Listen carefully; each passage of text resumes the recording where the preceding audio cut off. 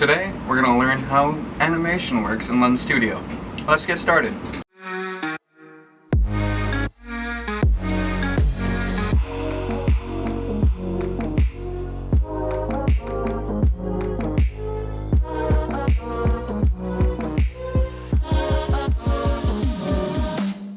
Welcome back to the Maker's Guide with Loop Coding Center, and today we'll be focusing on animation in Lens Studio like I discussed last time.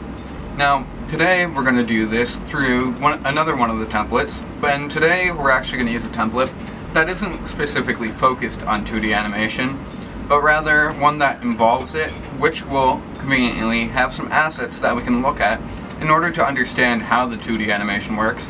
And from there, we can dissect and gain a true understanding of how we can manipulate and also add and make our own animations within Lens Studio. So, with that, we're going to go ahead and select this rooster run, or the high score project, and while we will wait for it to load in, we'll also discuss what animation really is in a lot of instances. In digital animation, you'll find that in some cases, if you're using Photoshop or Illustrator, you have tools like tweening. You have these tools that essentially allow you to fill in the gaps of one frame and another. And what we're actually going to be dealing with today, and hopefully, let me just play this game real quick to get it to stop that annoying music. But outside of that, what we really have going on is a collection of images strung together. And in the case of this game, what we're really looking at is just a full collection of a artist making a full animation. If you feel you don't have the skills for that, I really do advise you challenge yourself and give it a shot. It's a lot easier than you think.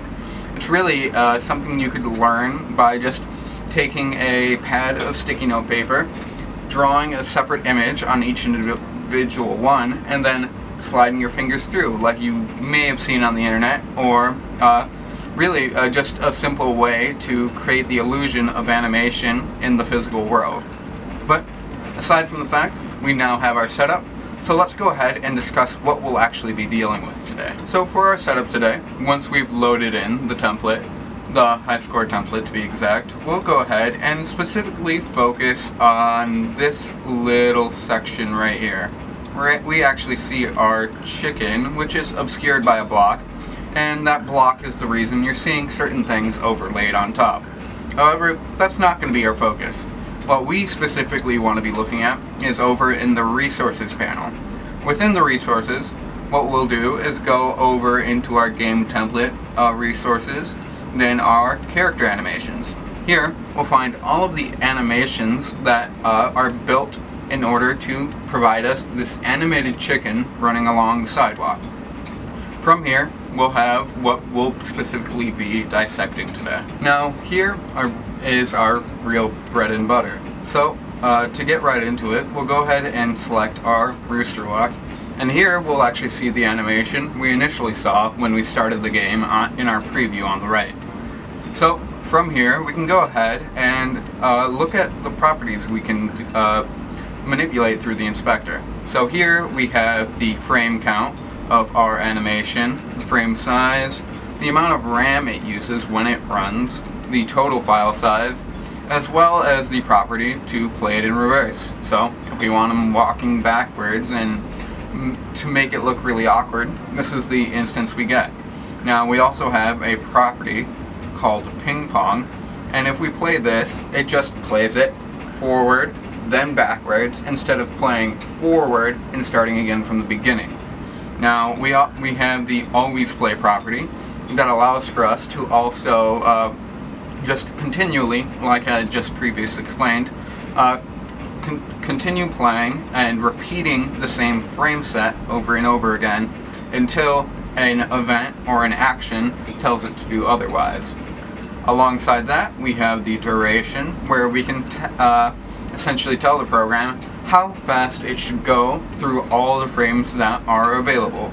So with what we have here, we can actually edit the frames and the time, but the duration acts as the over-encompassing rule for how long the animation will actually play. So here I'm going to go ahead and change it to a whole full 2 seconds. And what we're going to see is that our animation will slow down, because it will determine how long, it will do the math for us really, on how long each frame should play, because it will divide 2 by the number of frames that are available. And it will do so to around the 10th or 100th of a second. So with that, we have our animation slowed down, and I'm sure if we played our game again, he'd be walking a lot slower. Now, our character is actually still moving at the same speed in terms of how far, actually it's moving slower than it usually would. So here we're finding that with the slowing down of the animation, we're also slowing down our character, which is an odd characteristic considering and now he's running, but like that, you can see how just something simple like a frame change can completely change what you're doing. Now, one thing that we'll observe is that we can't actually directly edit the file from directly inside of the program. What we'll actually have to do is look at its source, and in order to do so, what we'll do is right-click and use the click on Open External Editor. You'll also find the same button over here in the inspector just to save a couple of clicks. So what we'll do is open it in an external editor, and here we'll see that we have 2 files that really control and dictate how the animation works. If we open our Atlas 0, we'll find, and I had it pop up on my other window, but we'll find that all the frames are actually the part of the same image. What we have is a script or a program that identifies, based on a certain amount of blocks, what animation will be on each frame. So essentially it's a little program or a script that makes these boxes that split up the image and numbers them 1, 2, 3, 4, and so on. Here we'll find that we have about 5, 10, 15, 17 frames for our entire animation. And if you'd like, you can actually directly go in, and here I'll just create a quick example. I'll go ahead and edit my chicken to have a tattoo on his arm, which we can actually go ahead and end up seeing. And we'll go ahead and, well, that's a picture of me and Angel, one of the partners, or really my boss at Loop. But if we go ahead, and we'll actually have to find the original instance of the image, and let's see if that actually saved over top. But aside from that, if you can get your image to save over top the original location, you'll find that, like magic, the image will be changed. Now, it didn't successfully save in this instance, but with that, we actually have a pretty simple and, well, a pretty nice introduction to animation inside of Lens Studio. Now, with all that we've looked at and all that we've analyzed, really what we've introduced ourselves into is the world of sprite sheet animation. And this isn't specific to just Lens Studio. Sprite sheet animation is a practice that actually goes back all the way to the 80s, when the original NES games, and even prior, the Atari games were being made. So, for instance, if you ever pay attention to Mario, the original Mario, you'll find that the bushes are actually the same sprite as the clouds. And this was a practice done to save memory back in the old days of computing. But thankfully we have a lot better technology now, and we don't have to worry as much about space limitations like that.